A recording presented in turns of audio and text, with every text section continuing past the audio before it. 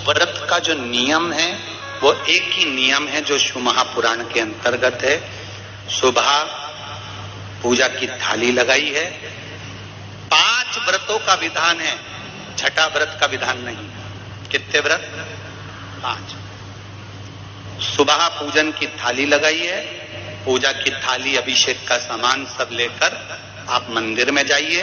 शिव मंदिर में जाकर बाबा का जल अभिषेक पूजन करिए जिस हिसाब से आप करते आए हो। पूजन की थाली में सामान उतना रखना जो शाम को भी आपके साथ चला जाए, अलग से नहीं रखना पड़े। अलग से केवल शाम को दिए रखो, जल रख लो थोड़ा सा, और बाकी का जो मिष्ठान आप तैयार करोगे बस वो, बाकी का चंदन अबीर गुलाल ये सब सुबह की थाली का रखिए, थोड़ा फल जो भी रखा। सुबह पूजन करो बाबा का, निवेदन करो, घर आ जाओ, थाली को ढक कर रख दीजिए। शाम को जब जाओ कोई प्रसाद उतना ही बनाओ जितना भगवान के लिए बना रही हो। ये नहीं कि खीर ज्यादा बना ली तो आधी हम यहाँ ले जाएं और आधी घर के लिए छोड़ दें, नहीं, उतना ही बनाओ जितना भगवान के लिए जाएगा, जिसमें से 3 हिस्से हों। एक पात्र में भरकर ले जाओ, दोने ले जाओ, कटोरी ले जाओ, प्लेट ले जाओ, जो तुम्हारी मर्जी पड़े, कागज ले जाओ, जो तुम्हारा मन पड़े वो ले जाओ। 6 दिए लेकर जाओ, बाबा के मंदिर में जाकर पूजन अर्चना करो। शाम को अभिषेक नहीं करना है, केवल छींटा देना है। थोड़ा सा जल जो बचा हुआ है उसमें से थोड़ा थोड़ा छींटा देकर, जल का थोड़ा सा छींटा देकर पूजन आदि कर कर, जैसी पूजन सुबह करी वैसे ही भाव से पूजन करो। 5 दिए थाली में से नीचे रख दो, 6वां दिया भी नीचे उतार दो थाली में से। 5 दिए लगाना जब प्रसाद के 3 हिस्से पूरे करो। प्रसाद के 3 हिस्से रख दो नीचे, फिर दिए लगा दो 5। एक दिया उठाकर जिसको जलाया नहीं है वापिस अपनी थाली में रख दो। जिसको जलाया नहीं है वापिस अपनी थाली में रख दो। 5 दिए प्रज्वलित कर कर बाबा को निवेदन कर दो, बाबा आज मेरा पहला पशुपति व्रत है, इसको स्वीकार करना। दिल से बाबा इस कार्य के लिए मैंने करा है, इसको स्वीकार कर लेना। बहुत सुना बाबा पशुपति व्रत में कर रही हूं, मैं भी पूर्व में ना जाने कितनी योनियां ली होंगी, कौन सा मैंने बेकार कर्म करा होगा जो आज मुझे दुख भोगना पड़ रहा। इस दुख को आप मिटा सकते हो क्योंकि आपका नाम पशुपति नाथ है। आप इसको मिटाइए, विनय करो, बाबा से विनती करो। एक दिया, एक प्रसाद का हिस्सा थाली में लेकर आ जाओ, बाबा को निवेदन कर कर, बाकी का वहां छोड़कर एक दिया, एक प्रसाद का हिस्सा लेकर आ जाए। एक दिया, एक प्रसाद का हिस्सा लाए, घर के अंदर प्रवेश करते समय सीधे हाथ की ओर बैठकर अपने घर की ओर मुख कर कर सीधे हाथ की ओर उस दिए को घर के बाहर प्रज्वलित कर दो। भगवान से विनती करो, भोलेनाथ आप मेरे घर में प्रवेश कर कर मेरा कार्य सिद्ध करें। बाबा को निवेदन कर कर अंदर जाइए। भोजन करने से पहले जो मीठा है, एक हिस्सा प्रसाद का है, उसको खा लीजिए। उस हिस्से में से किसी को नहीं देना, चाहे घर में बच्चे हों चाहे बड़े हों। उस प्रसाद का हिस्सा केवल तुमको खाना। पहले प्रसाद खाइए, उसके बाद में फिर भोजन कर। एक समय फलाहार कर सकते हो, दूसरे समय भोजन कर सकते। इसमें जरूरी नहीं कि आपको मीठा ही खाना है। शाम का जो प्रसाद बनेगा वो मीठे का ही भोग लगेगा। सुबेरे आप आराम से नमकीन का भी फलाहार कर सकते हो, मीठे का भी फलाहार कर सकते हो। फलाहार के लिए कोई मना नहीं है, फलाहार आप कैसा भी कर सकते हो। पर भोजन जब करोगे, अन्न जब खाओगे, जब पहले भगवान का प्रसाद खा लो।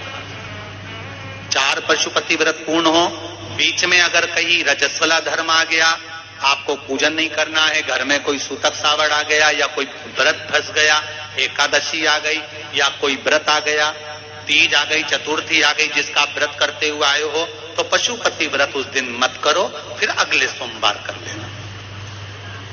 3 हो गए। एक रह गया बीच का, उसको अगले में करो, वो चौथे में गिनती में आ जाएगा। 5वां छूट गया, कोई बात नहीं, 1 महीने बाद तो होगा, 8 दिन बाद तो होगा, 15 दिन बाद तो होगा, फिर उसको गिन लो, 5वां हो जाएगा। महाराज ऐसे 5वां व्रत जब आए, 5वें व्रत के दिन शाम को जब पूजन करने जाओ, एक श्रीफल, कुछ रुपए, 11 रुपए आदि जो भी है, नारियल पर रखकर बाबा को विनय कर कर, बाबा आज मेरा पशुपति व्रत पूर्ण हो रहा है, आपकी कृपा हो, मेरी झोली भरना बाबा, विनती करो। और वो श्रीफल रुपया रखकर 5 दिए लगाकर, 1 दिया वापिस लेकर, 1 हिस्सा प्रसाद का लाकर देहली पर अपने वही दिया लगाकर अंदर प्रवेश कर कर भोजन ग्रहण करो, बाबा को निवेदन कर लो। पशुपति व्रत का कोई उद्यापन नहीं है, पशुपति व्रत का एक ही उद्यापन है, जो श्रीफल और 11 रुपए आपने मंदिर में रखे हैं, वो उद्यापन के भाव से रखे हैं, भगवान को नमन कर कर रखे हैं। ये पशुपति व्रत। अब दुनिया के लोग इसको पशुपति व्रत को कहीं इतनी बत्ती लगा दो, तो इतनी बत्ती का दिया लगाओ, तो ऐसा करो, तो गलत। उसका नियम जो है वो एक ही, उस नियम के अलावा कोई। आप प्रेम से करो, स्नेह से करो, उसको दिल से रिझाओ, मन से रिझाओ। शंभो शरणे पड़ी मांगू घड़ी रे घड़ी, दुख काटो दया करी निदर्शन। आप दिल से उसका स्मरण, ये पशुपति व्रत। एक व्रत करने के बाद अगला जब व्रत करो तो थोड़ा रुक कर करना, एक साथ लगे लगाए व्रत ना करिएगा, थोड़ा रुक कर करिए, इंतजार करो 3 महीने का कि बाबा मेरी ऊपर कृपा जरूर करेगा। दिल से करा है तो वो दिल से देगा, झोली भर कर देगा, ये निश्चित है, उसका व्रत फल देता है। करना जरूरी नहीं है कि व्रत माताएं करेंगी, पुरुष कर सकता है, बच्चे कर सकते हैं, बूढ़े कर सकते हैं, बड़े कर सकते हैं, बेटा बेटी कर सकते हैं, नवयुवक बच्चे कर सकते हैं, पर दिल से करो उस पशुपति व्रत। कोई आपका दूसरा व्रत फंस गया है तो पशुपति व्रत को छोड़ दो उस दिन आपका जो व्रत है, एकादशी हो, चतुर्थी हो, तीज हो, छठ हो, उसको कर लो। नवरात्रे फंस गए, नवरात्रे कर लो, उसके बाद कर लेना पशुपति। जितने व्रत रह जाए उस व्रत को बाद महाराज शिव कृपा। व्रत एक ही मंदिर में करना, जिस मंदिर में पहला व्रत करा है उसी मंदिर में 5 व्रत करना।